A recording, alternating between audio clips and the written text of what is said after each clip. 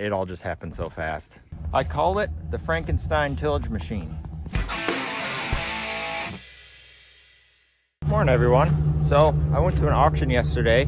Wasn't planning on buying anything, and I bought something. So we're gonna go pick it up today. Gotta grab a few things, make sure I can get it home all right, and we're gonna take off. So the thing I bought has tires on it. So I'm gonna bring this tank in case any of them are flat. I need to pump it up first.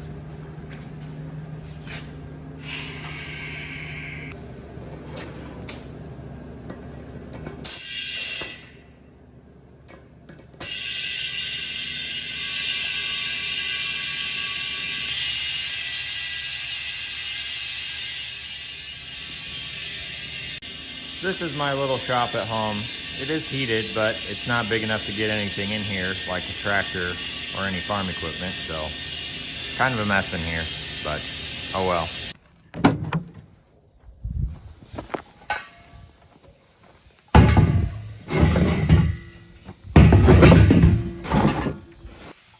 All right, stop leaking. Well, we finally got some snow. It wasn't enough to have to go out and plow, but it snowed all day at the auction yesterday, so it wasn't a real fun day. But I don't know, I still like to get a little bit of snow over the winter. Got my partner in crime today. Reopened the next morning. In other words, Well, here we are, Maori Auction Company, Milford, Illinois. We bought a few things from here. It's kind of nice that they're so close. We've gotten a few pretty good deals, including the one I got yesterday. Where's that, Leah? You see it? Did you find it yet? All right, well, what I bought is a couple rows over. I got to run in and pay for it first, otherwise they won't let me take it home. So I'll be right back. All right, we got it paid for. Let's see if I can remember where it's at now. I think it's in this row. Yep, there it is. So I bought that thing. I might need to flip my hitch over so it's a little bit higher.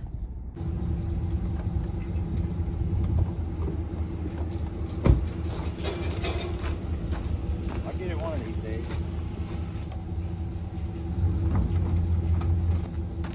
Come on.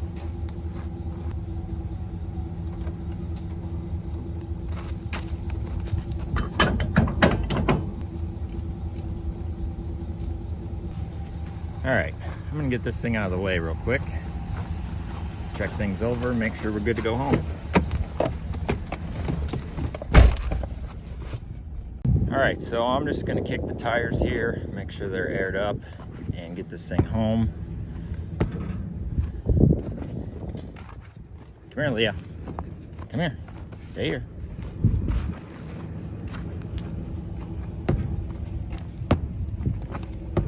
I think they're aired up enough to get me home. I probably should tip the hitch down. Those discs are awful low to the ground.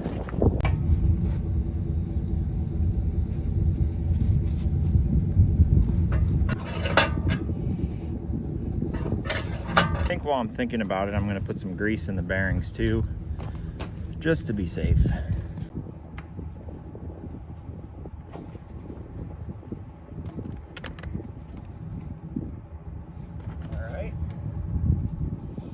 Doesn't have greasable wheel bearings.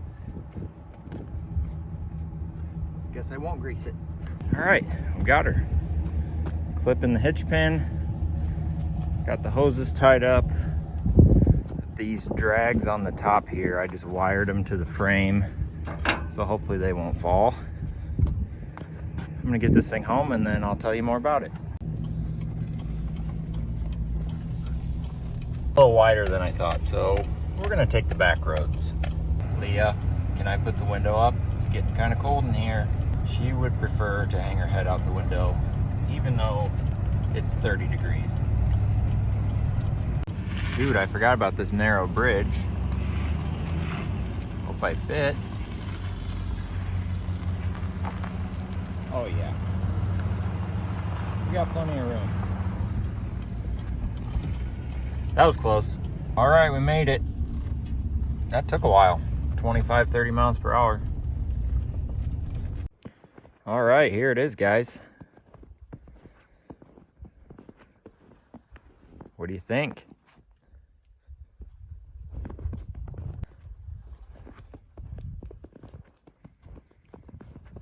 All right, so we were at the auction. I wasn't really planning on buying anything. We were actually kind of looking at corn heads. They didn't really have a corn head that we liked, so we weren't really that interested in them. We found a grain auger that we were kind of interested in. We were bidding on that, and I happened to notice this thing right next to the grain auger. So this is a Landau Soil Master 2. It's a 13 shank disc chisel. I was actually thinking it was an 11. I'm kind of glad it's a 13. But it caught my eye because of these vertical tillage coulters. Now someone has spent the money to convert this thing over to vertical tillage. These are an option made by Yetter, I think. They might be a different brand, but they look like the Yetter ones. And this is what I was actually wanting, because I priced a set of these to convert our strip till bar over to a spring coulter unit, like to pull in the springtime, what I mean, but coulters instead of a knife. And they are not cheap. It was gonna cost me about $3,000 to buy 8 of them and put on our strip till rig.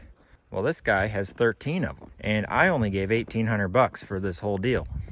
So when I saw this thing, I saw those coulters, and I thought, you know what? If this thing goes cheap, it might be worth buying just for the coulters, and then I can take the chisel back. But now that I got to thinking about it, I think I might just keep the whole thing. So we've been talking about getting rid of our Dominator disc gripper. We just think it's a little bit too heavy of tillage for our type of ground. And if we did that, we would be down to our Glencoe, which is fine, but we do like to run 2 units in the fall because we just don't know how much time we can get. And for what I paid for this, I can justify having an $1,800 disc chisel sitting around. Even if I don't use it, it's worth that in scrap. So this thing's pretty heavy. It's a little dirty. It looks like it probably has some oil on it, like it blew a hydraulic hose at some point. But overall, it's in really good shape. I don't see any welds on the frame. I didn't get a chance to actually look at it before I bought it. It all just happened so fast. We were looking at that grain auger, and this thing caught my eye, and it sold at almost the same time as the grain auger. So Dad was watching that auger, I was over watching this thing. It was just so cheap, I couldn't not buy it. But now that I'm actually looking at it, it's actually pretty nice. The paint's not real great on it, but that doesn't bother me at all. It has the walking tandems, so it's got 4 wheels instead of 2, so that's nice. Distributes that weight a little better, and it would be better for rough ground if we have ruts and stuff. It won't drop down in a rut as bad and dig this thing in the ground. Now last night I had no idea what this thing was worth, so I got online and started looking at them, and it seems like these models, I couldn't actually find a 13. All I found were 9s and 11s. They were asking anywhere from $3,000 to $6,000 for them. So I think I got a pretty dang good deal. It does have a set of these 1-bar drags like our Glencoe, and somebody took them off. I'm guessing running this as vertical tillage, all those drags would do is probably build up piles of crop residue, just because this is going to loosen up all the trash and then it would bunch up. So that's probably why they took them off. If I convert this thing back over to an actual chisel, I'll put the drags back on, obviously. But I might actually try this as vertical tillage. I don't know, it might do a decent job. I'm not out anything, so. Well, this is where I'm going to park it. I wish it was fit. I kind of want to hook it up and try it, but it's a little wet. We got some rain and then we got some snow, so it'll be a while before I can get in the field, but I'm really anxious to try it out. It's interesting. I call it the Frankenstein tillage machine, and thank you, John, for giving me that idea. John, you know who you are. Because somebody took this and just turned it into something completely different. All right, see you later, Frankenstein. I'm pretty excited about this thing, if you can't tell. I love getting a good deal. So like I was saying, my original intent was to take those coulters, and they make an adapter kit so you can mount them here, and they would sit kind of in front of here like this, because I don't really want to run a knife in the spring. This year, well, next year, we won't have to do any strip tilling in the spring because we got it all done, but that would give me an option anyway of running it in the spring. I don't want to run a knife because if you run a knife in the fall, it gives you some time over winter for that trench to close. If you run in the spring and it gets dry, there's a chance of that knife trench opening up, drying out the seed, drying out the plant, and it just wouldn't be good. So now I have an option to run coulters in the spring if I want to. Ready to go, Leah?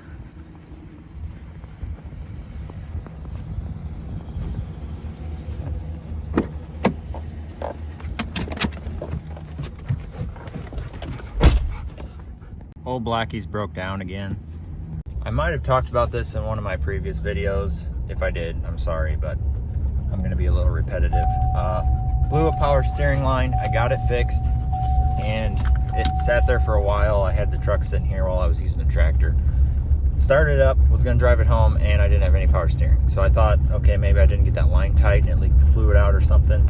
So I opened the hood, the serpentine belt was off. Okay, whatever, it popped off. Sometimes that happens.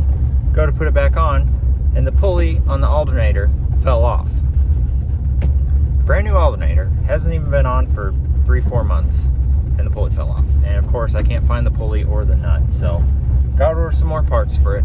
Okay, so the next project is I gotta pick Dad up from the shop. Our 2004 Peterbilt, or 2003, whatever year it is, the white one with the green fenders, the white one that's not wrecked. We think the transmission's going out on it. It's doing some weird stuff, so we're taking it to the shop to have it looked at. We got a reman trans on standby in case we need it, so we need to get that thing running because we sold some corn to Lafayette to the ethanol plant, and we're gonna need to start moving it here pretty quick. So we're gonna take that thing to the shop, hopefully get it running soon, and keep on going.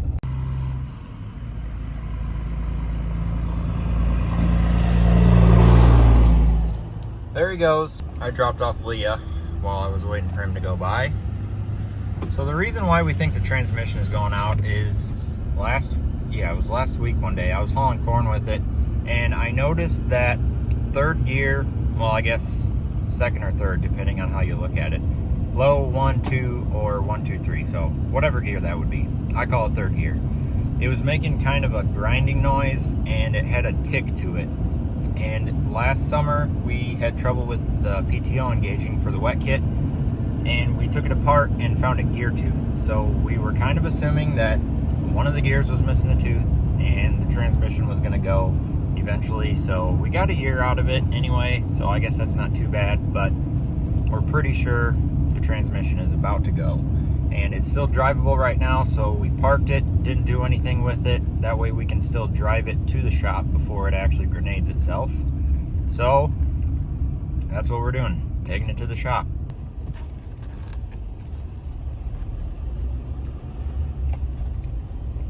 I know what you're thinking. You're probably thinking, Weston, that's a 475 horsepower truck with an 18-speed transmission. Just skip third gear. Well, it's making the noise on the top side and the bottom side. I'm pretty sure I could skip third, but when I get it up in high range, it might be too big of a jump to skip that gear, so we're just gonna fix it.